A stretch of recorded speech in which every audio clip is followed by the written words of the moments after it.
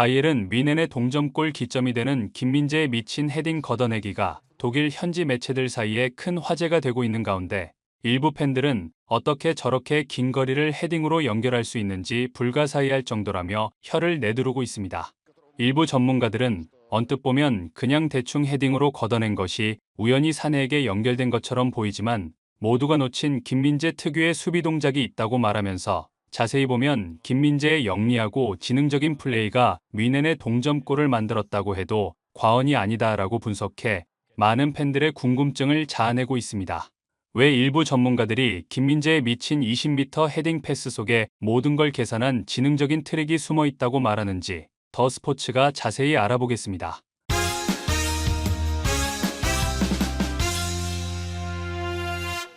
뮌헨은 1일 오전 4시 30분 독일 슈투트가르트의 MHP 아레나에서 열린 2024-2025 독일 분데스리가 24라운드 슈투트가르트와 원정 맞대결에서 김민재의 맹활약으로 3대1로 승리하면서 리그 1위를 지켜냈습니다. 이날 승리로 뮌헨은 19승 3무 1패, 승점 6점을 기록, 리그 10경기 9승 1무 상승세를 달리며 2위 레버쿠젠과 승점 격차를 더욱 벌리게 되었습니다. 이날 경기에 앞서 김민재는 최근 발목 아킬레스건 부상을 안고 뛴다는 소식이 전해지면서 그의 몸 상태에 많은 팬들의 염려가 있었던 것이 사실인데요. 그럼에도 불구하고 뮌헨의 뱅상 콤파니 감독은 수비진의 핵심인 김민재를 빼고 휴식을 주지 못하고 이날 경기에서도 선발로 내세웠습니다.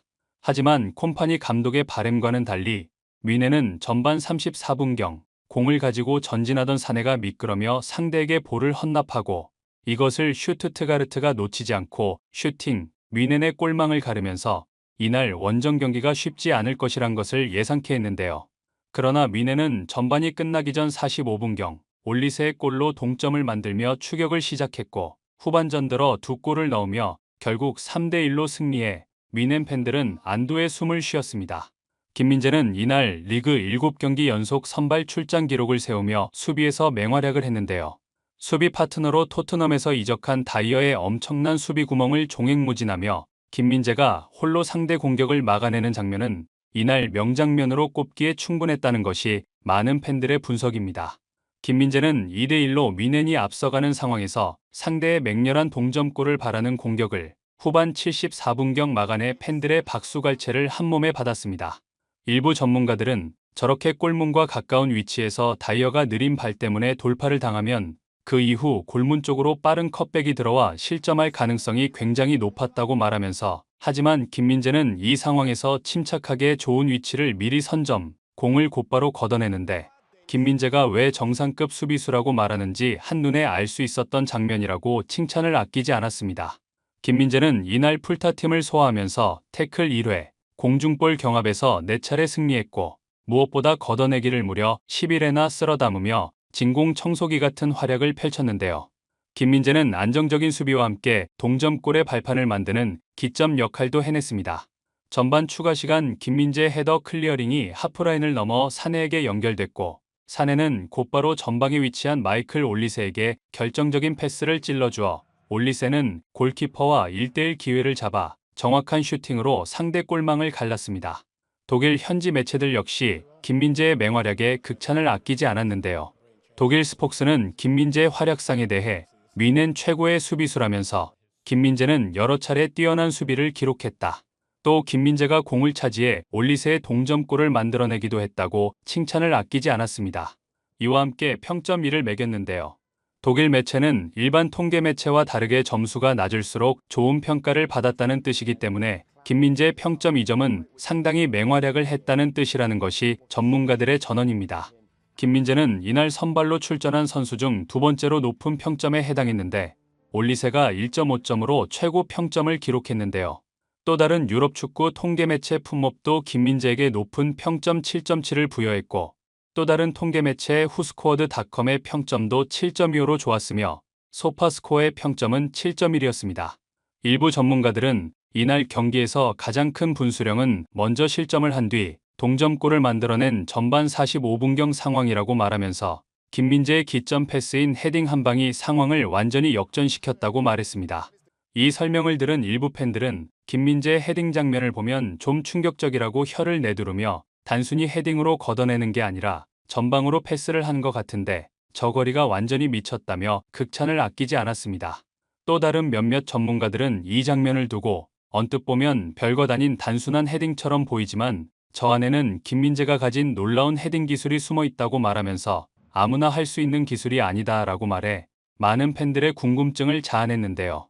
상대 골키퍼가 킥을 하려고 움직이자 김민재는 이미 상대의 롱킥에 대비하면서 스텝을 밟는다고 말하면서 여기서 김민재가 왜 뛰어난 수비수인지 알 수 있는 결정적 장면이 나오는데 이게 말은 쉽지만 실전에서 이렇게 침착하게 대응하기는 것은 아주 어려운 것이라고 말했습니다. 김민재는 롱킥이 날아오자 무리하게 앞으로 전진하지 않고 공이 어디로 떨어지는지 허리를 숙이고 공의 낙하지점을 관찰한다고 말하면서 김민재가 언뜻 보면 자신의 앞에 떨어질 것 같은 궤적의 크로스인데도 불구하고 그 자리에서 낙하지점을 관찰하는 모션을 취하는 이유는 상대 골키퍼가 공의 밑둥을 찍어찼기 때문이라고 말했습니다. 공의 밑둥을 찍어차면 공이 전진하는 방향과는 달리 역방향으로 회전이 걸리는데 이렇게 되면 공기의 저항을 받아 공이 생각보다 더 많이 앞으로 붕 떠서 날아간다고 말하면서 이것을 알고 있기 때문에 김민재는 공이 앞으로 떨어질 것 같은 궤적이지만 앞으로 뛰어나가지 않는 것이다. 실전에서 이렇게 킥이 날아올 때 낙하지점을 정확하게 포착하는 것은 프로 선수들에게도 결코 쉽지 않은 것이라고 말했습니다. 하지만 김민재는 단순히 헤딩으로 공을 걷어내는 것에 그치지 않았다는 점이 더욱 놀라운데요.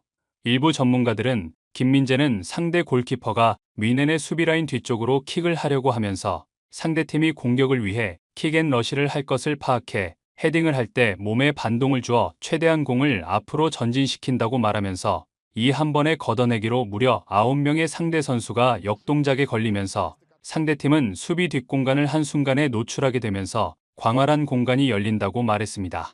사내는 이것을 잡고 지체 없이 쇄도하는 올리세의 진행 방향으로 공을 찔러주는데 이것이 너무 길거나 강하면 상대 골키퍼가 나와서 공을 걷어낼 수 있기 때문에 강도와 방향을 조절해서 주는 것이 기술이라고 말하면서 골키퍼가 나와서 공을 잡을 수 없는 거리에 정확하게 공이 배달되자 상대 골키퍼는 어쩔 수 없이 뒤로 물러나는데 상대 골키퍼의 실수는 너무 많이 물러서서 올리세가 쉽게 슈팅할 수 있도록 각을 열어줬다는 것이라고 말했습니다. 이 분석을 접한 많은 축구 팬들은 이 동점골이 전반전 끝나기 전에 나오지 않았다면 원정 경기라 상황이 매우 어려워졌을 것이라고 말하면서 설명을 듣고 보니 김민재가 진짜 펄펄 날았다는 생각이 든다. 현대 축구가 요구하는 공수양면에서 완벽한 센터백이라 평가받을 만하다고 말해 또 다른 많은 팬들의 공감을 얻었습니다. 구독, 좋아요, 좋은 댓글은 불타는 제작 열정을 더욱 불타오르게 합니다. 이상 더 스포츠였습니다.